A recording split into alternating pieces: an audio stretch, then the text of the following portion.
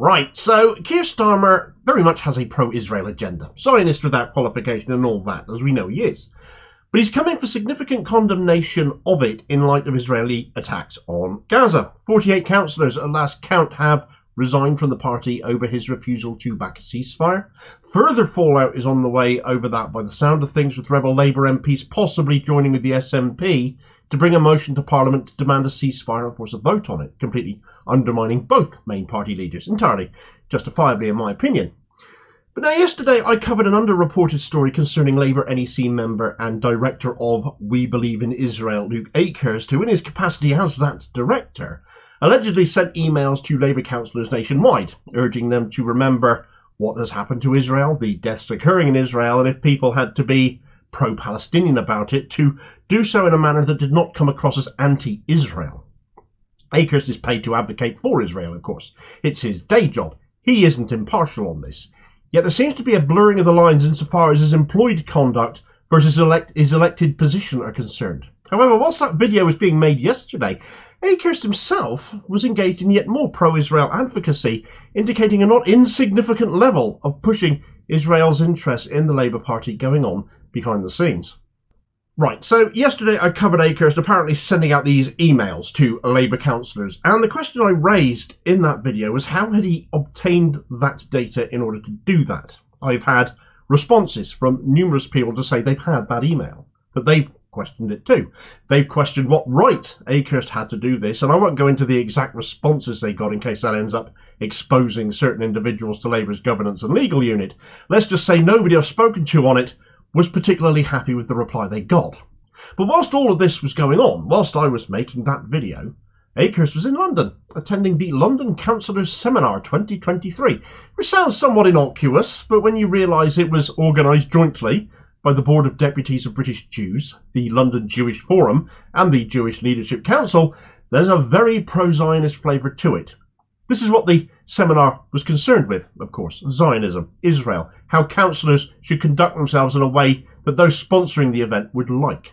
The Board of Deputies are well known now as a pro-Israel, largely conservative group that purports to represent all British Jewry, though an awful lot of Jews will dispute that.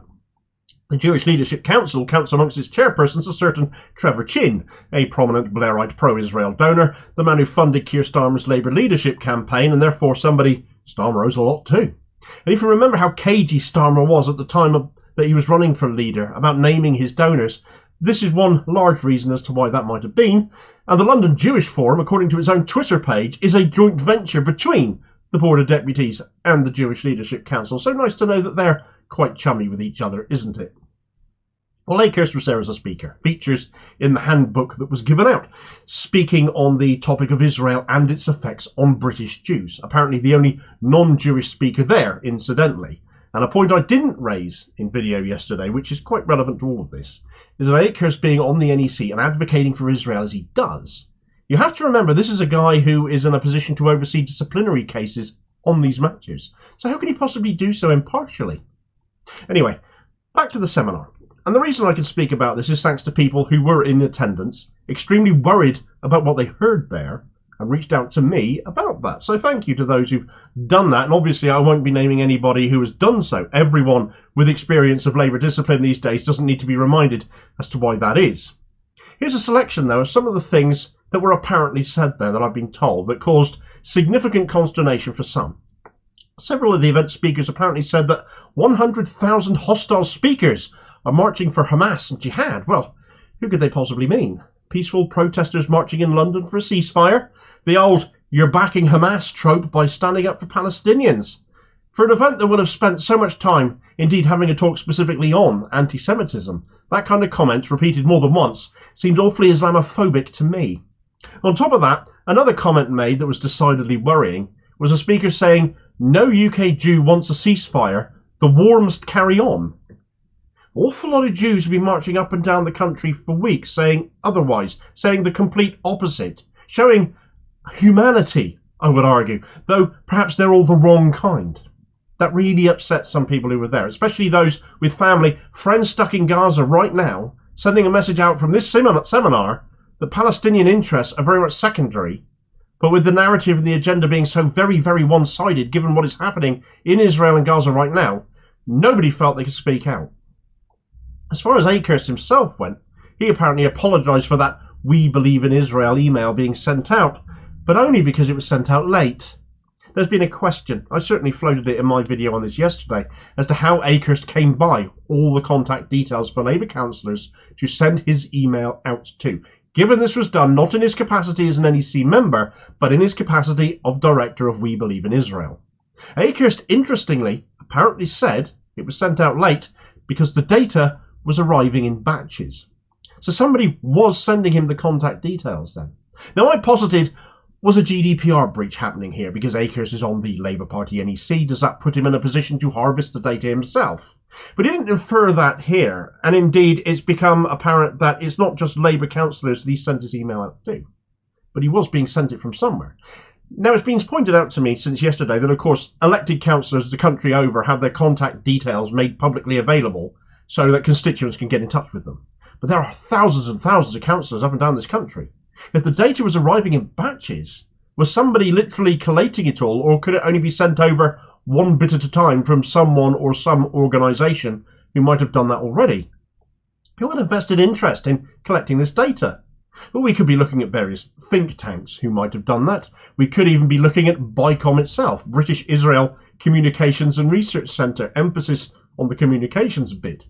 Akehurst's We Believe in Israel vehicle is an offshoot of BICOM, so could it be them? When various speakers spoke of, for example, going into schools and doing talks, they made mention of the fact they rely on materials supplied by BICOM for them to do that, so there's food for thought there.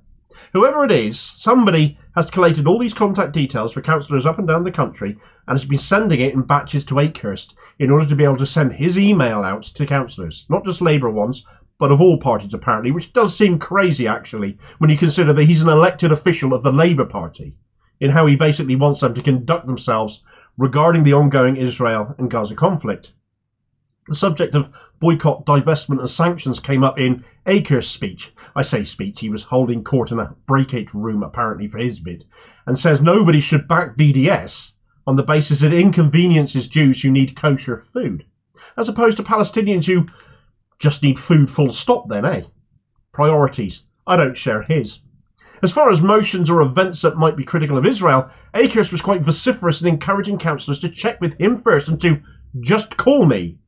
But actually he wasn't saying anything particularly new, I'm told, because guidance had already been issued to Labour councillors, certainly, saying everything they were being told at this seminar, which to them made it feel that the chilling of activity and free speech on Palestine and in favour of Palestinians was being dictated to them via the Labour Party organisation from the bodies who sponsored this event. That, for some, has been the takeaway from this. Labour policy on Israel, aside from the leadership's pro-Israel bias, is being crafted by the likes of Trevor Chin, by the Board of Deputies. It's not being done by elected Labour officials, and if those that feel that way are right, then not only is that driving Labour in an ever more Islamophobic direction as it acquiesces increasingly towards the Israel lobby, but is completely anti-democratic with it, if Labour are basically outsourcing to pro-Israel bodies their position regarding Israel and Palestine. What seems clear from the details I've had passed on to me is that the Labour Party position on what is happening in Israel and Gaza is going far beyond just Starmer. I can completely believe that he isn't in the driving seat on this. When is he in the driver's seat on anything? But as Labour leader, he should be. Needless to say, one more message that came out of this seminar is that overall they are happy with the messaging coming out from both Rishi Sunak and Keir Starmer on this issue, because they are backing them, taking a side and not backing a ceasefire to bring about peace. Councillors of all parties are elected to represent their constituents, and certainly those in London have some of the most multicultural and ethno-religiously diverse wards in the country, making it all the more important that no one ethnic or religious background should be prioritised over another. Yet that seems to be very much what Akehurst and those speaking along with him at this seminar have been instructing councillors to do, and that is intensely disturbing. To add one more thing, one more important point, is something those who have got in touch with me wanted to make clear. As residents asked them not to be silent on Gaza, they asked that I reassure those residents that although they have requested confidentiality from me in making this video, they will not be cowed into silence by the likes of Akehurst in their duties as councillors, and that their duty is to their constituents first and foremost, and will remain so. Thanks for watching. I hope you found this video useful. Please like, share and subscribe if you did. More content out daily. Please do have your say on this in the comments below and be part of the conversation. Meanwhile, here's a video recommendation where I covered the email mentioned in this video that Akehurst sent out, the details of that which relate to this video here. So go and take a look at that one if you've not seen it already. And I'll hopefully catch you on the next vid. Cheers, folks.